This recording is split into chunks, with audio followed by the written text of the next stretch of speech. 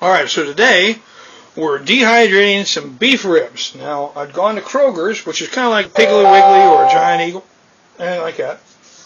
And I got these nice beef ribs, and I got 2 pounds for $5. They're markdowns. Now, some of them have fat on them. Don't throw this away. You can use this to render this down for flavoring, for everything else, but fat does not dehydrate well. So, we want to take off as much fat as we can. Now, it doesn't have to be spectacular. You don't have to sit here and slice off every little millimeter of fat, because you're not going to get it all, because there is marbling in the meat, which means that it does have fat throughout the meat. But, if you'd like to take off some of these larger pieces of fat, that's up to you. Save this. Remember, you paid for this. This makes, you can render this down and use it for lamp oil. You can run your vehicle off of it. You can do all kinds of different things with this fat. Use it for flavoring and everything else. So don't throw that away. Save that. Now, we're dehydrating this, and I have just the cheapo dehydrator. Mine's a Sunbeam with a fan, so it's got a heating element and a fan in there.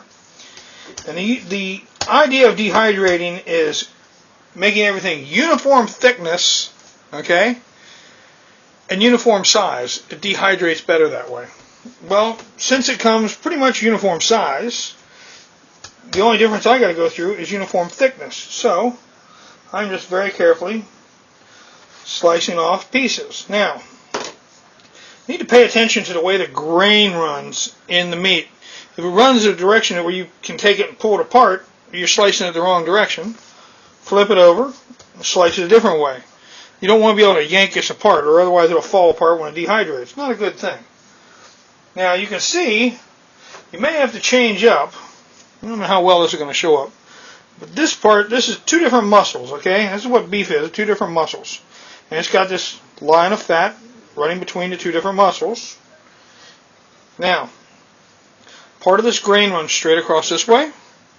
Over here on the other muscle, the grain actually runs at an angle down this way. So 2 different muscles, the way they're connected, 2 different areas. So I'm going to cut this piece of fat out. What I'm going to do is slide the knife along the fat there, and it'll slice that out and go all the way through. As you can see, the fat runs all the way around. But there are marbling effects throughout the muscles, as there are in all muscles. That won't matter when you come down to it, as long as it's not a big, thick, fat one like this. This doesn't dehydrate very well. Okay, so the idea is we're just going to slice it off kind of thin. Doesn't have to be, if you want to make an inch thick cube and dehydrate it, that's up to you. It's just going to take forever to do. But, maybe less than a 1/4 inch, right around a 1/4 inch. Dehydrate it down a little thinner than that. I usually shoot for just under a 1/4 inch. And the way you'll find out if you're slicing it wrong or slicing it right is if you can put it together and pull it apart. Like this, if you cut it, if you can pull it all apart and it falls apart, well, then you sliced it the wrong way against the grain. In that place, you just flip it over, change directions, slice it a different way. You'll go that way. You'll learn as you do it, okay? No biggie. You really can't screw it up. You really can't. Don't worry about, I sliced it with a grain, I didn't slice it with a grain. Don't worry about it. Don't worry about it. The big thing is it just doesn't fall apart. But you can't pull it apart, you'll be fine. Now, we're going to dehydrate this, and now is the time, while it's raw, we're not going to cook it. Not going to cook it. Put it on a dehydrator raw, just like it is. Now's the time you can spice things up. If you don't want to put seasoning on it, like I just do mine raw, I just put it on a dehydrator and let it go au naturel. If you want to spice it up or do whatever else, now's the time to take your slices, and you would take these slices and put them into a bowl or into a bag, depending on if you're going to marinate them or dry rub them or just simply sprinkle salt or whatever onto them, whatever you want to do.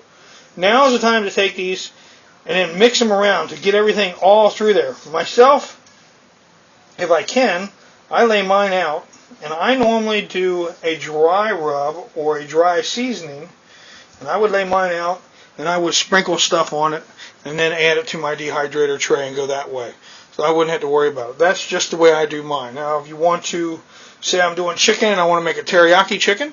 Well, I cut my chicken up for the dehydrator, put it in a bowl, pour the teriyaki sauce on it, put the lid on. Every once in a while, give it a good shake. Maybe reach in there and mix it around, do something like that. That's up to you. This is for myself and the dog. Me and the dog do most of the dehydrating and most of the eating of this stuff. Au naturel. That way I can control what treats I get and control what treats he gets, because he wants everything I'm eating. I don't know. But anyway, yeah, he's spoiled. What can I say? But that's it. I mean, it's not really brain science with the dehydrating. I had a couple people ask me, oh, do I need this big $400 dehydrator? Do I need a $200 dehydrator? No, not at all. You see my ad where I traded for my dehydrator? Probably a $30 dehydrator, something like that. Walmart special. No biggie. You don't have to have anything that costs $1 million to do this. You know what? You could do this in the sun if you had a sunny, warm enough area. Remember, you're not trying to cook it. You're just trying to dry it out. So, you know, you could do it outside, over a fire, way up all over the fire, so that very little bit of heat gets to it, but the smoky flavor gets to it, and you're just drying it out. You want the warm air to dry it out. You don't want to cook it. You're just drying it out. That's all dehydrating is. Dehydrating is making all the moisture leave, and you're left behind. So once that happens, A, it preserves it. B, it changes the flavor of it. And, yeah, it does quite well. It does really well that way. Well, I hope that answers a couple of little questions.